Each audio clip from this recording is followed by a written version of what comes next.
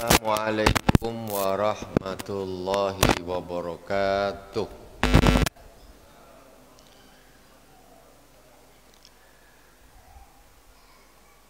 Alhamdulillahilladzi an'ama alaina bi ni'matil imani wal islam.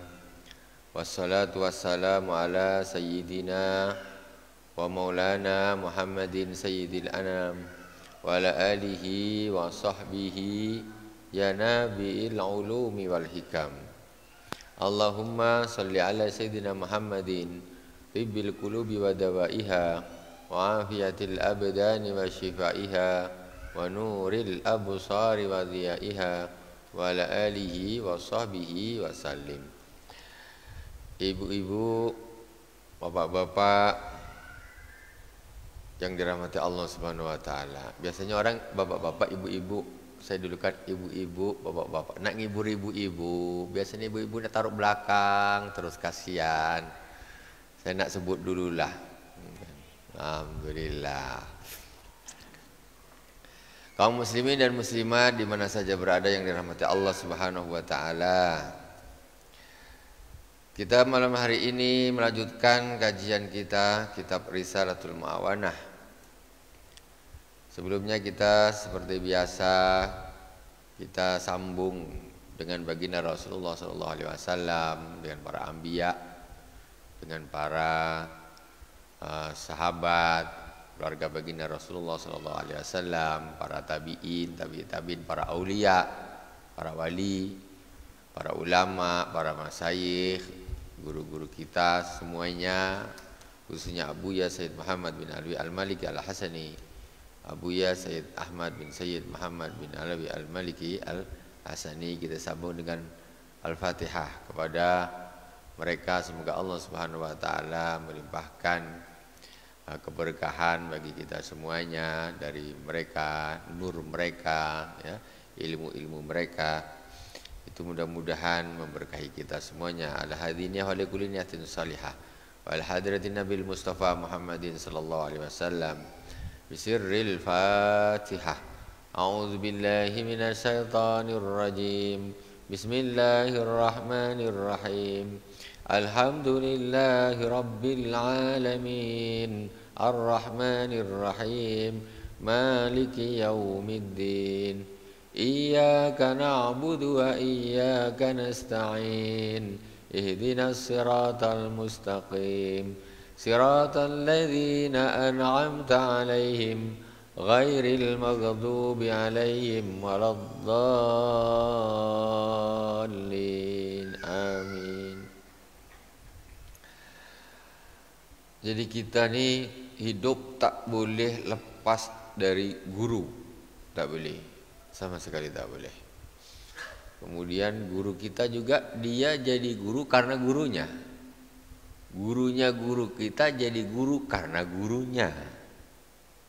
Kalau kita hidup tanpa guru, maka nasib kita bisa seperti Tarzan yang tinggal di hutan. Dia hidup tanpa guru, ya. Dia tak bisa apa-apa, pakai baju aja tak pandai. Kan? Tarzan tak ada guru dia. Tak pakai baju tak pandai. Tiap hari kerjanya apa? Main sama monyet. Main sama beruang. Itulah main dia. Kenapa? Dia tak ada guru. Jadi kita ini kenal dengan Allah, kita bisa dekat dengan Allah Subhanahu wa taala, kita bisa bersama dengan Allah Subhanahu wa taala, kita insyaallah bersama dengan baginda Rasulullah sallallahu alaihi wasallam itu karena guru. Ada hikmah mengatakan laulal murabbi ma araftu rabbi. Seandainya tidak ada murabbi itu pendidik, guru, maka aku tidak akan kenal dengan Tuhanku. Tak kenal. Kita kenal dengan Allah, siapa kenalkan? Tentu guru. Guru kita.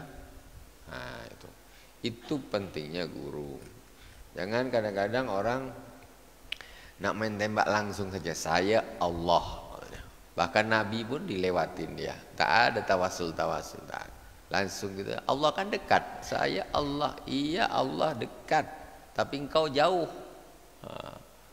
Kan gitu.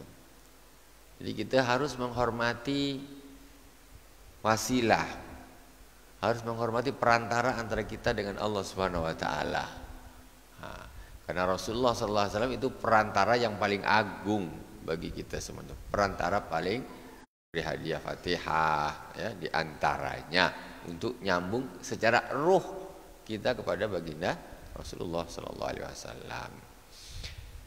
Kita lanjutkan pelajaran kita. Qala al-musannifu rahimahullah, qala al-imam as-sayyid Abdullah bin Abi al-Haddad, faslun wa yanbaghi ay yakuna laka wirdun min qiraatil ilmin nafi'.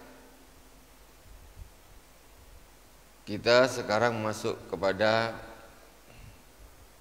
bagaimana seorang murid itu harus mempunyai wirid membaca ilmu, wirid untuk belajar, menambahkan ilmu. Kita dulu pertama sudah ada bahasan orang harus punya wirid zikir, orang harus punya wirid puasa, terus wirid membaca Al-Qur'an, rutinitas. Ya, wirid salat sunnah sudah dikemukakan di depan oleh Al-Imam As-Sayyid Abdullah bin Abi al-Haddad. Kemudian berikutnya orang juga harus punya wirid menambah ilmunya. Nah, kalau orang tidak punya wirid menambah ilmu, contoh dia kok ibadah, ibadah bagus, tapi ketika ilmu tidak bertambah, nanti dia akan tidak tahu. Menurut dia ini betul, ternyata salah. Padahal dia rajinnya ibadah luar biasa. Ternyata yang selama itu dilakukan itu karena dia tidak menambah ilmunya. Oh, ternyata itu salah. Dia rugi. Orang kalau belajar ini untungnya apa? Ya, untungnya begitu wawasan itu tambah. Ini kan termasuk hidayah. Nah, ini kan ilmu ini termasuk jalan hidayah. Orang jadi tahu. Orang kalau tidak ditegur dengan ilmu, dia akan susah untuk meningkat. Bahkan dia merasa dia dah bagus, gini sudah sampai dah gini aja sudah. Ternyata setelah dibahas dengan ilmu tentang ilmu adab, tasawuf, atau dari fikihnya atau dari tauhidnya oh ternyata aku ini belum betul. Nah, itu fungsinya ilmu. Jadi tidak jaminan orang yang rajin ibadah tapi dia mengabaikan ilmu, dia tidak jamin selamat. Kenapa? Karena ada orang, satu contoh sudah jelas dicatat oleh sejarah, ibadahnya luar biasa. Kita tak ada apa-apanya. Tak ada apa-apanya. Dia Qur'annya hafal. Sering saya sampaikan ini. Untuk apa? Untuk satu pengingat bagi kita tuh bahwa penting, belajar tuh penting, bukan tak penting. Jangan merasa dah pandai. Kita ini tak ada apa-apanya. Orang tuh sudah hafal Al-Quran, hafiz Quran, jadi guru Al-Quran, malam qiyamul lail, siang puasa. Nah, tapi salah dia di dalam ilmunya. Akhirnya apa? Sayyidina Ali habis sholat subuh dibunuh sama dia. Gimana? Selamat. Orang yang hanya berbekal ibadahnya rajin, tapi dia tidak tahu ternyata yang dipegang itu karena dia tak mau menambah ilmunya, dia jadi tak tahu kalau itu salah. Dia merasa betul terus. Amirul Mukminin dibunuh. Macam dah tak ada penjahat lain, macam dah tak ada penjahat, sehingga Imam Sayyidina Ali karamallahu wajhah itu dianggap orang yang sesat yang berhak untuk dibunuh. Kenapa? Ilmu. Bapak-bapak, ibu-ibu juga harus belajar terus. Nanti kalau orang tak belajar terus, nanti rawan sesat. Kenapa orang itu sesat? Karena bodoh. Orang sesat itu karena bodoh, karena tak punya ilmu. Itu masalahnya. Nah, mohon maaf orang-orang, pokoknya kok orang-orang keluar dari Islam murtad itu biasanya orang-orang bodoh gitu. Orang-orang yang murtad itu biasanya orang-orang bodoh. Nah, kalau dia pandai dia tidak bakal murtad, tak murtad. Ngapain aku? Ini Islam dah betul. Nah, yang lain-lain, kenapa aku harus masuk ke sana? Karena dia punya ilmu. Ketika dia bodoh, maka dia akan mudah sesat. Penting ilmu itu. Jangan merasa sudah cukup. Jangan merasa sudah cukup. Guru kita Abu Said Muhammad bin Alwi Al-Malik Al-Hasani hidupnya setiap hari ilmu terus. Sampai beliau ini mengatakan kepada murid-muridnya, kalau sudah selesai pendidikan nak balik kampung Indonesia, maka kata beliau, mazil taliban, kamu senantiasa, kamu masih tetap seorang santri. Jadi terus belajar terus. Jangan kau merasa, aku dah syekh besar, dah kiai besar, ustadz besar, tak ada belajar lagi. Tak bisa. Ilmu ni bukan main banyak ilmu. Ilmu bukan main banyak. Jadi orang kalau ilmunya itu banyak, dia akan sedikit komplainnya. Tapi orang kalau ilmunya sedikit, dia banyak komplain. Banyak nyalahkan orang. Itu salah, itu kafir, itu bid'ah, itu musyrik. Semua orang disalahkan. Rata-rata disalahkan semua. Orang kalau gitu, ilmu kalau sedikit, dia akan banyak komplain. Tapi ilmu kalau justru luas, dia tidak begitu, lebih bijaksana. Oh, begini, ini ada ilmunya, ini tidak mudah menyalahkan orang. Dan dia tahu mana yang salah dan mana yang benar. Kalau orang ilmunya tidak luas, yang dia punya itu aja yang dianggap yang benar, yang lain semuanya salah. Itu karena sedikitnya ilmu yang dimiliki. Itu maksudnya. Makanya setiap hari kita harus belajar dan belajar. Wirid itu harus sampai mati, kita harus jadi seorang santri. Harus terus belajar. Karena mesti ada saja hal-hal yang perlu kita ketahui. Wa yanbaghi an yakuna laka wirdun min qira'atil ilmi an-nafi wa huwa alladhi yuridu fi ma'rifatika bi dzatillahi wa aqwalihi wa sifatihi wa af'alihi wa alaihi. Yang namanya ilmu yang harus kita kaji itu yang bermanfaat, yaitu pertama ilmu yang bisa menambahkan kita lebih makrifat billah, lebih dekat dengan Allah Subhanahu wa taala. Kemudian supaya kita juga lebih tahu, lebih paham tentang firman-firman Allah, sifat-sifat Allah, ya, tentang af'al Allah Subhanahu wa taala dan tentang nikmat-nikmat Allah Subhanahu wa taala. Wa ta'rifu bihi ma amaraka bihi min ta'atihi wa nahaka anhu min ma'siyatihi. Dan juga ilmu itu yang bisa, dengan ilmu itu kita tahu mana yang diperintah sama Allah, mana yang dilarang sama Allah. Kalau kita tak belajar, macam mana kita tak tahu? Dikira saya, ini tak apa-apa, ternyata tak boleh. Karena kau tak belajar. Kalau kau belajar, kau baru tahu. Wa yurithuka zuhdan fid dunya wa raghbatan fil akhirah. Dan ilmu yang bermanfaat itu yaitu ilmu yang bisa menjadikan engkau ini lebih memilih, ilmu yang menjadikan engkau ini punya sifat zuhud. Zuhud, tidak cinta dunia. Waraghbatan fil akhirah, dan ilmu itu yang membuat engkau jadi cinta akan akhirat. Itu ilmu yang nafi, yang bermanfaat. Ini tak belajar, tapi tambah cinta dunia pula dia. Waduh, tak ada zuhudnya. Tak ada cinta akhiratnya, tambah cinta, tidak. Ilmu ini penting. Orang kalau dengan ngaji, dengan belajar, apalagi pokoknya contoh semacam kitab adab atau akhlak atau tasawuf, itu kalau kita ngaji, lama-lama kita ini ada timbul, alhamdulillah Allah ngasih kita ini sifat zuhud, enggak terlalu cinta dunia, gila dunia. Sekarang kerusakan di dunia ini, korupsi, pencuri, perampok, apa segala macam, pembunuhan dan lain sebagainya, kelahi ini, itu kenapa? Rakus. Itu karena kerakusan, rebutan jabatan, sikut sana, sikut sini, pokoknya aku harus jadi dan lain sebagainya. Itu kenapa? Rakus, cinta dunia. Pangkat itu termasuk dunia, duit termasuk dunia, rebutan proyek ini sana, kelahi sini, proyeknya hilang dan sebagainya. Itu cinta dunia. Kalau kita belajar, dengan belajar ini yang seperti ini diredam. Kita jadi tahu Allah hidup di sementara. Rasulullah SAW bersabda, kun fid dunya kanaka gharibun aw abiru sabil. Jadilah engkau di dunia ini seperti orang yang nyebrang jalan ini.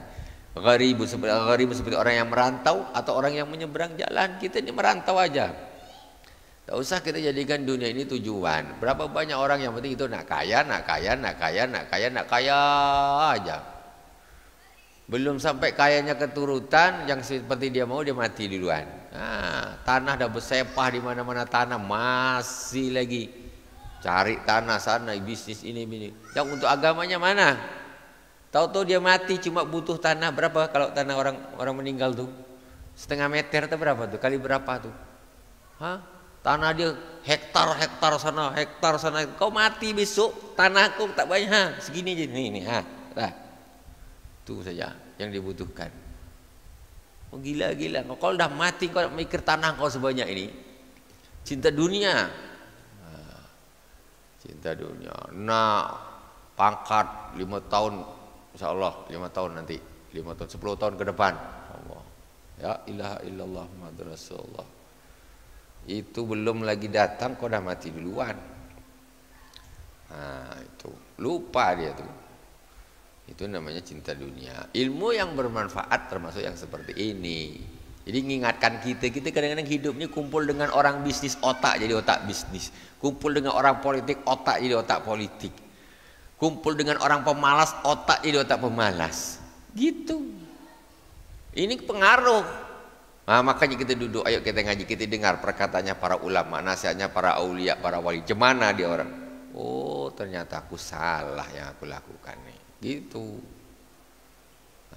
Mau jadi pejabat, mau jadi apa, tak ngaji dulu. Jadi kita tengok Sayyidina Abu Bakar Siddiq, dia jadi khalifah, emang dia anggap tuh kerjaan bagi dia, maksudnya karena dia nak cari kerja gitu. Sayyidina Umar, dia dapat jabatan apa, dianggap ini kerja untuk cari dia duit, untuk dia cari proyek gitu. Tidak, itu amanah ibadah. Macam mana dia bisa mensejahterakan rakyat ini gitu. Sayyidina Ali dan lain sebagainya, Sayyidina Umar bin Abdul Aziz, itu namanya tidak cinta pangkat, tapi macam mana dia melakukan hal tersebut untuk ibadah. Kalaulah para pejabat niatnya itu ibadah lillahi ta'ala, aman sudah selesai. Tapi ketika otaknya otak bisnis, otaknya otak nak ngumpulkan duit, nak ngumpulkan kekayaan, habis. Ini masalahnya tuh di situ. Itu berbedanya gitu. Makanya termasuk syarat sifat-sifatnya pemimpin itu kan seperti sifatnya para nabi, karena nabi itu adalah pemimpin. Sifatnya para nabi apa? Siddiq, amanah, tabligh, fatanah. Orangnya harus jujur, tak suka bohong, bukan pembohong. Amanah harus amanah, dikasih amanah dilakukan, jangan dikhianati. 100 ya 100, jangan potong sana potong sini, itu namanya amanah. Dari sana turun sampai sini habis. Ini masalah, itu namanya tak amanah. Kalau nak cari untung, itu bukan menjadi seorang pemimpin atau pejabat, jadi bisnismen. Kalau nak cari untung, menjadi seorang pejabat, menjadi seorang pemimpin, itu orang yang tabarruk, niat ini lillahi ta'ala, berkorban untuk masyarakat, untuk kaum muslimin dan muslimat, ibadah niatnya, bukan untuk cari untung. Kalau nak cari untung, salah tuh. Jabatannya tuh salah. Bagi bisnis cari untung sana, modal besar, dagang apa bis, terserah lah kau cari untung banyak. Tetapi kalau cari untung jatuhnya di pemerintahan, di jabatan, ini kacau jadinya. Itu namanya nanti jatuhnya tidak amanah. Siddiq, fatonah, cerdas. Siddiq, amanah, tabligh, menyampaikan, ya, yang jelas, transparan. Tabligh itu Rasulullah, apa yang turun dari Allah disampaikan semua, transparan. Ini yang ada aku dapat, semua, tidak ada yang aku sembunyikan. Terus terang, ini begini, selesai.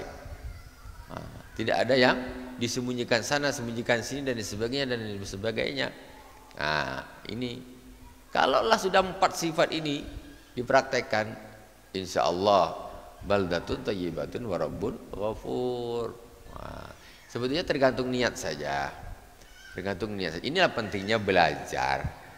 Pentingnya belajar. Kadang-kadang orang nih dah tak mau belajar lagi. Udah sibuk aku kerja ngurus ini nih, tak ada tambah ilmunya lagi. Akhirnya dia kumpulnya sama orang-orang bisnismen, otaknya bisnis terus lah dia. Macam mana aku nak dapat untung? Macam mana? Oke, terus. Coba duduk, apapun jabatan kita, duduk ngaji, belajar, dengarkan dulu perkataannya dari orang-orang terdahulu, orang-orang soleh terdahulu, para aulia, para ulama. Kalau ulama sekarang tak mempan, ulama dulu kita datangkan dengan kita menyampaikan dari karangan-karangannya, dari kitab kita, agar hati ini ternasehati. Itu macam gitu. Kalau enggak gitu selesai, hanyut, nggak ada cerita, habis semuanya. Habis itu tinggal pusing di akhirat. Baru tahu. Inna zulma zulumatun yaumal qiyamah. Sesungguhnya satu kezaliman akan menjadi kegelapan di hari kiamat. Tahulah kau, tanggung jawab. Sayyidina Umar bin Khattab katanya, ketika diangkat jadi khalifah, aku takut nanti ada seekor anak sapi di ujung sungai Furat sana mati, aku dimintai pertanggungjawabannya oleh Allah Subhanahu wa taala. Kayak gitu. Bukan jadi menang proyek. Aduh, kacau. Nah, ini bahaya luar biasa. Jadi kita ini perlu ilmu, yaitu kita belajar agar timbul sifat zuhud, kita tidak cinta kepada dunia dan kita suka dengan akhirat. Kemudian wa yubsiruka bi uyubi nafsik wa afati amalik. Kemudian ilmu yang menjadikan engkau tahu tentang aib dirimu sendiri. Itu penting. Dengan belajar kita tahu aib kita apa, kan? Wa afati amalik, dan afat-afatnya amal apa nih? Rajin amal. Banyak amal. Ternyata dia tak tahu ada sifat hasad. Innal hasada ta'kulul hasanat. Innal hasada ya'kulul hasanat kama ta'kulun narul hatab.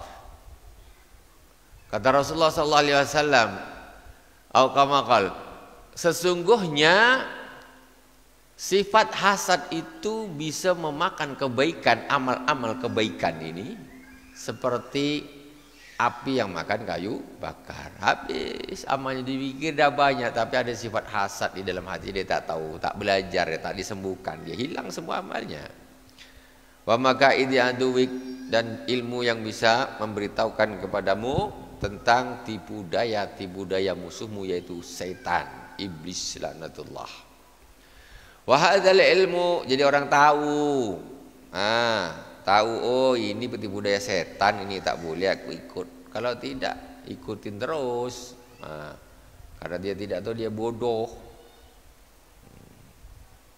Wa hadzal ilmu tsabitun fil kitab wa sunnati wa kutubil a'immah. Wa qad jamul al-Imam Al-Ghazali fi kutubi al-azimah al-azimatul qadar al-kabirah al-khatar inda man lahu basirah fid din wa rusukhin fil ilmi wa kamalin fil yakin wa wadhib ala mutala'atiha in kanat laka himmatun fi sulukit tariq wa raghbatun fil wusul ila maratibit tahqiq wa qad infarad dat al-kutubu al-Ghazaliyah wa qad infaradtu al-kutub al-Ghazaliyah min baini kutubil muhaqqiqin min as-sufya bil jam'i wat tahrir wa husulit ta'thir al-kathir fi zamanil qasir. Kata beliau al-Imam Sayyid Abdullah bin Alwi al-Haddad,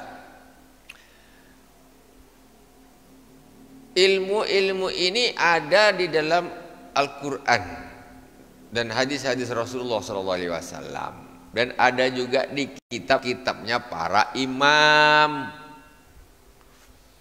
Di kitab-kitabnya para imam. Jadi kita belajar nih, jangan kata apa nih belajar kitab nih. Kita kan ada Quran, ada hadis. Tak pakai lagi kitab-kitab tuh, kitab-kitab kuning. Apa kitab kuning? Nah, kata dia, kita kan ada Al-Quran dan hadis, ngapain pakai kitab ini, imam ini. Ini orang salah faham, orang gagal faham, orang yang tidak faham. Jadi para ulama itu menulis kitab itu bukan ngambil dari kociknya gini. Atau dia mimpi malam-malam, oh dapat wangsit, langsung tulis. Tidak, mereka ini ngambilnya dari Al-Quran dan hadis. Kalau kita nak ngambil dari Al-Quran langsung tuh, itu ada Quran, tak usah kita bikin pengajian lah, tak usah ada ngaji, bagi aja Quran satu-satu. Nih pelajari sendiri sana, ambil langsung dari Quran. Besok kita ambil kitab hadis Bukhari, ini ambil, belajar sendiri sana. Macam mana nak dapat? Kita belajar dari kitabnya para ulama ini. Kenapa? Karena mereka ulama, mereka tahu al-muhaqqiqin, bahkan mereka ini sudah melampaui tahapan-tahapan ini sampai mereka menjadi wali-wali Allah Subhanahu wa taala. Makanya kita belajar dari mereka. Jadi kata orang ini tak usah kitab ini, langsung Al-Quran. Terus kok ngambil langsung? Yang bilang gitu ternyata dia ngambilnya dari Google. La ilaha illallah. Tengok kok ngambil dari mana? Kalau tak WhatsApp, Facebook, Google. Kalau tak itu buku bahasa Indonesia terjemahan. Bedanya apa? Kau ngambil dari buku bahasa Indonesia terjemahan tuh dengan ini kitab Arab asli, tulisan ulama-ulama terdahulu, 1000 tahun yang lalu dia nulis. Yang kau ambil itu orang sekarang, nerjemahnya pun kadang salah-salah. Engkau berarti tidak mengambil langsung juga dari Al-Quran, sama gitu. Kalau namanya orang langsung ambil dari Al-Quran, kau ambil Quran, kau baca, kau ambil ilmunya dari Al-Quran. Mampu kamu? Tidak mampu. Kita juga tidak. Makanya kita ngambil dari kitabnya para ulama. Mereka ini orang-orang sudah melampaui tahapan-tahapan, ya, taqarrub ila Allah, sampai dekat dengan Allah Subhanahu wa taala. Makanya kita belajar dari mereka bertahap. Nah, ngambil dari Quran langsung. Engkau jangan sok-sok gaya ngambil dari hadis langsung. Kitab hadis kau punya apa? Kau paling ngambil dari makalah-makalah, tulisan-tulisan tuh bahasa Indonesia. Itu saja. Apakah itu namanya ngambil dari Al-Quran langsung? Tidak. Sama sekali tidak. Sama dengan yang kita lakukan ini. Justru ini yang nulis orang soleh, ulama terdahulu. Mana lebih dekat? Tuh yang nulis siapa tuh? Paling ustadz engkau. Kan gitu. Nah, sama saja. Jadi kita jangan terkecohkan terhadap orang yang bilang kita langsung Quran hadis saja langsung. Mana kau ngambil langsung dari Quran hadis? Kau mesti ngambil dari tulisan-tulisan guru-gurumu, ustaz-ustazmu. Lahirnya kapan ustazmu? Baru kemarin. Masih tua aku lagi. Nah, masalah kan? Nah, kalau gitu apa bedanya aku nulis kau ngambil dari aku? Kan sama saja. Nah, maksudnya, lah ini kita ngambilnya Imam Al-Ghazali. Imam Al-Ghazali itu kurunnya sekitar 1000 tahun yang lalu. Imam Ghazali itu 1000 tahun yang lalu dia. 1000 tahun yang lalu tak zaman seperti zaman sekarang. Orang dulu sibuk zikir, orang sekarang sibuk HP. Kan gitu. Macam mana kita nak ngambil ustaz sekarang? Masya Allah, orang zaman dulu terjaga. Masya Allah, kemaksiatan tidak seperti zaman sekarang. Zaman sekarang ini kemana kita pergi, ketabrak bank. Dulu tak ada bank, mana ada orang tuh pergi nyangkul, tanam kurma buah jual untuk makan. Itu aja. Nah, yang nelayan pergi ke laut, apa segala macam. Ternak kambing. Itu mereka lebih bersih. Hatinya lebih bersih. Ini orang baru lahir kemarin baca Quran masih lintang bukan, kata dia kita ngambil Quran hadis saja langsung, kata dia. Tak usah kitab-kitab, tak bisa begitu. Kita ngambil dari kitab-kitab itu bukan berarti kita ini menduakan, mentigakan, mengempatkan Al-Quran dan hadis. Tapi ulama-ulama itu ngambilnya itu intisari, hasil dari Al-Quran dan hadis. Enggak ada bedanya. Kata orang kita tak usah mazhab-mazhab, langsung Al-Quran hadis saja. Kau pikir Imam Abu Hanifah, Imam Malik, Imam Syafi'i, Imam Ahmad bin Hanbal itu menetapkan hukum ngambil dari mana? Itu semuanya dari Al-Quran dan hadis. Sekarang kalau kita tak boleh ikut Imam Syafi'i, tak boleh ikut Imam Malik langsung ke Al-Quran, macam mana caranya? Tunjukkan sama aku macam mana caranya. Kadang ini hukumnya gini. Kau ngambil dari mana? Tengok mana kami. Buku tulisan bahasa Indonesia. Itu berarti engkau juga tak ngambil langsung dari Al-Quran. Kalau ustadzmu itu salah cetak pabriknya, kau sesat. Kita ngambilnya Imam Syafi'i, periodenya Imam Syafi'i tahun 150 beliau lahir, dekat dengan Rasulullah periodenya.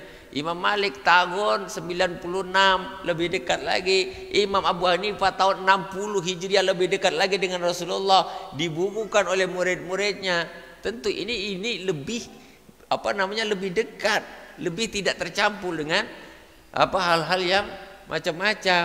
Nah, karena dia lebih dekat dengan Rasulullah. Bukan berarti kita ini menduakan Al-Quran dan hadis ketika mengambil mazhab Imam Syafi'i, Imam Malik, Imam Abu Hanifah. Tidak sama sekali. Karena mereka itu yang mampu untuk mengambil hukum-hukum dari Al-Quran dan hadis, kemudian dikumpulkan, ditulis oleh murid-muridnya, kita tinggal ngambil enaknya saja, gitu. Jadi banyak yang salah, apa pakai kitab kuning, saya ini ulama ini, itu orang tak paham. Kitab kuning aja kata kau tak boleh, apalagi kitab putih bahasa Indonesia yang kau baca tuh, itu jauh, nggak ada apa-apanya. Jangan mentang-mentang di situ kalau Allah Taala, terus di sini nggak ada kalau Allah Taala nih. Betul, kalau Allah Taala, kalau Rasul ini di sini banyak, ya kan? Ini kitabnya ini. Ini putih karena dicetak pakai kertas putih. Tapi ini aslinya kitab-kitab terdahulu, semacam kitab Ihya Ulumuddin. Maksudnya kitab kuning itu kitab ulama-ulama terdahulu. Jadi kita belajar dari situ, Al-Quran, hadis, dan kitab-kitab para ulama. Jadi Imam Al-Ghazali kata beliau di sini telah mengumpulkan di dalam kitab-kitabnya yang agung, ya, tentang masalah hukum-hukum, ya. Dan itu sangat bagus untuk kita mempelajarinya, sangat bagus, luar biasa. Jadi seperti di situ juga kitab-kitab tasawuf punya Imam Al-Ghazali. Kalau ada orang yang komplain dengan Imam Al-Ghazali, meremehkan Imam Al-Ghazali, itu abaikan saja, ya, diabaikan saja. Mereka tidak paham.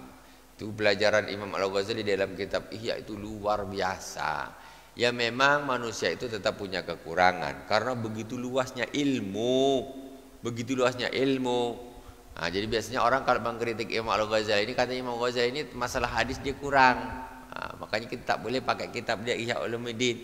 Kadang-kadang ada hadis gini, ada yang dhaif kata mereka gitu. Oke, itu sisi kekurangannya. Hadis kemudian kalau ada tuh, kalau udah yakin maudhu jangan dipakai.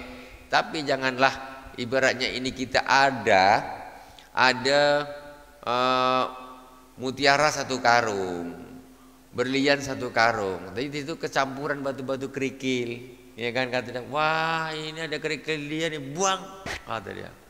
Atau kacang hijau, Bu, kacang hijau tuh biasanya kan ada batu-batu dia tuh, kacang hijau satu karung, katanya ini ada kerikil-kerikilnya, wah ini tak pakai, ini buang, dibuang semua, batunya aja buang, kacang hijaunya ambil, kan begitu. Itu namanya munsif, bijaksana. Ini tidak, nak kena buang semuanya. Kau tak tahu itu mutiara isinya. Ketika segini berdengung, ya silakan.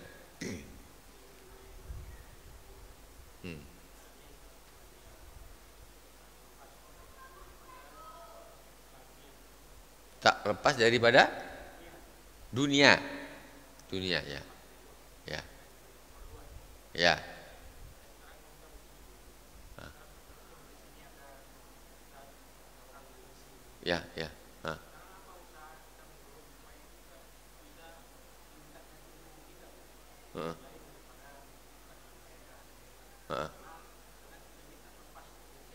Ya betul.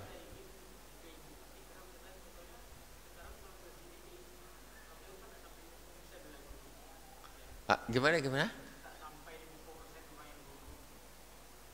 Oh ya.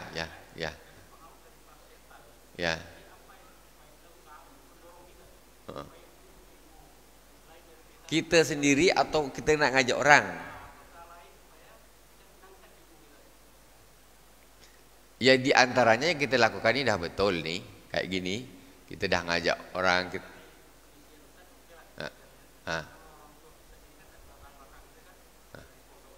Ya.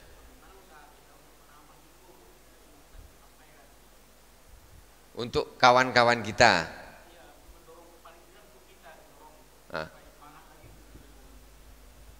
Oh, gini. Kita harus macam mana kita nak selamat? Biar tambah semangat gini. Satu. Jangan kita berpikir menuntut ilmu itu bukan atau ibadah yang urusan berapa gitu, bukan.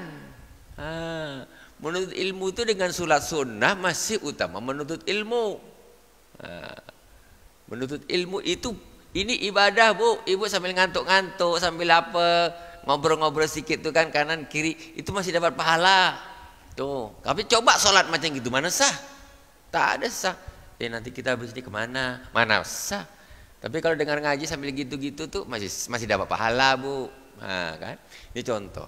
Jadi menuntut ilmu nih ini ibadah. Sekarang ibu saya suruh pilih ibu habis maghrib sampai isya sholat terus di situ, sholat terus, atau balik ke rumah sholat nanti azan isya baru datang lagi. Sama duduk macam gini, mana yang lebih enak? Kan enak macam gini kan? Coba ibu balik habis maghrib balik di rumah sholat 2 rakaat berdiri lagi, 2 rakaat berdiri lagi, 2 rakaat berdiri lagi sampai selesai. Nanti azan ke sini lagi. Ini utama nih bu, belajar nih. Satu, jangan berpikir menuntut ilmu itu hanya macam orang sekolah gitu. Tidak sama sekali. Nah, ini ibadah ini, bukan tidak ibadah. Walaupun kita nampaknya duduk gini bersandar sampai ngantuk-ngantuk, tapi itu pahala tuh. Coba sholat sampai nyandar gini, pahala apa benda? Tak ada cerita, tak ada cerita. Ini pahala nih bu, paling senang termasuk ibadah nih menuntut ilmu ini. Jadi di antaranya nomor 1 itu kita harus camkan di dalam hati kita nih bahwa ngaji dengar macam gini ini ibadah. Jangan kita remehkan, jangan kita pikir cuma sholat aja ibadah, baca Quran saja ibadah, tidak. Kemudian Rasulullah SAW bersabda, man salaka tariqan yaltamisu fihi ilman sahalallahu lahu tariqan ilal jannah. Siapa yang kepingin jalan menuju surga dimudahkan sama Allah, belajar. Itu harga mati itu. Kata Rasulullah, barang siapa yang menapaki jalan menuntut ilmu maka dimudahkan baginya jalan menuju surga. Itu sudah jelas. Kalau kau nak jalan kau mudah masuk surga, belajar itu dimudahkan. Tujuan kita tentu ingin masuk surga. Bagaimana caranya? Harus belajar, semangat. Dan ini ibadah. Ibadah belajar ini, bukan tidak ibadah. Jadi itu diantaranya kita harus ada komitmen. Banyak sekali semacam hadis-hadis dari baginda Rasulullah SAW. Orang penuntut ilmu nih pak, penuntut ilmu ini itu didoakan oleh makhluk-makhluk semuanya, sampai ikan di tengah laut itu beristighfar untuk orang yang menuntut ilmu nih. Kita istighfar sendiri belum tentu tembus langit. Tapi lah kalau ada ikan tenggiri di laut beristighfar untuk Irfan, ya Allah ampuni dosa Irfan ya Allah. Ini hadis Rasulullah, bukan saya ngarang. Ya, ikan tuh beristighfar untuk kita. Tapi kalau kita tak termasuk talibul ilm, tak ada cerita dan kesibukan. Khusus makhluk-makhluknya Allah ini beristighfar memohon ampun kepada Allah Subhanahu wa taala untuk talibul ilm. Kemudian dia akan orang talibul ilm ini pun dekat dengan malaikat. Malaikat menurunkan sayapnya pada orang-orang yang menuntut ilmu, ridwan bima fa'al. Karena malaikat ini suka terhadap para penuntut ilmu. Kita duduk di sini berkawan dengan malaikat, Bu. Ya, jangan hanya nanti berkawan dengan malaikat Israel aja. Malaikat rahmah banyak nih. Malaikat rahmah itu banyak. Kita duduk di sini berkawan dengan malaikat. Ini berdasarkan hadis Rasulullah SAW. Luar biasa fadilahnya menuntut ilmu itu, luar biasa. Rahmat Allah turun dan lain sebagainya. Luar biasa. Makanya kata Rasulullah, saking pentingnya ilmu, kata Rasulullah apa? Al ulama warasatul anbiya, kata Rasulullah. Ulama itu ahli warisnya Nabi. Bukan Rasulullah bilang al ubad warasatul anbiya, orang-orang yang ahli ibadah. Maksudnya ahli ibadah tok, ya, tidak ahli ilmu itu enggak. Tapi ulama, kenapa? Karena Nabi yang diwariskan Nabi itu ilmu.